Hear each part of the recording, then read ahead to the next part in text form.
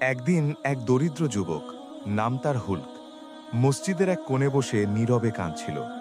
চাকরি নেই, সংসারে অভাব, মানুষ তাকে তুচ্ছ মনে করে।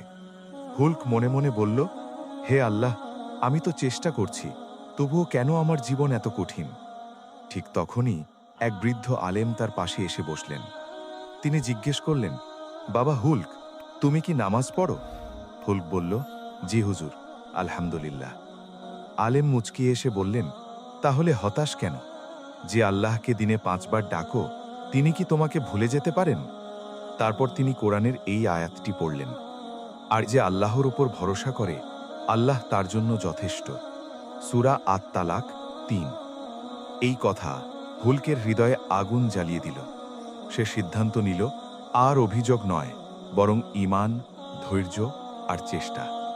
কয়েক মাস পর হুলক একটি ছোট কাজ পেল। সৎভাবে, ধৈর্যের সাথে কাজ করতে লাগল। আজ হুলক সফল, মানুষ তাকে সম্মান করে।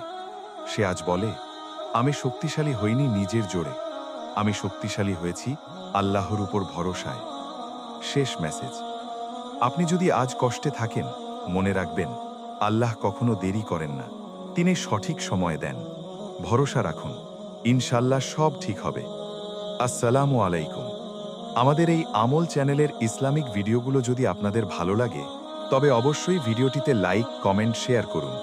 আর নতুন নতুন ইসলামিক গল্প, দাওয়া, নবীদের জীবনী ও শিক্ষামূলক ভিডিও পেতে আমাদের চ্যানেলটিকে সাবস্ক্রাইব করতে ভুলবেন না। আল্লাহ আমাদের সবাইকে হেদায়েত দান করুন এবং দুনিয়া ও আখেরাতের সফলতা দান করুন। আমিন।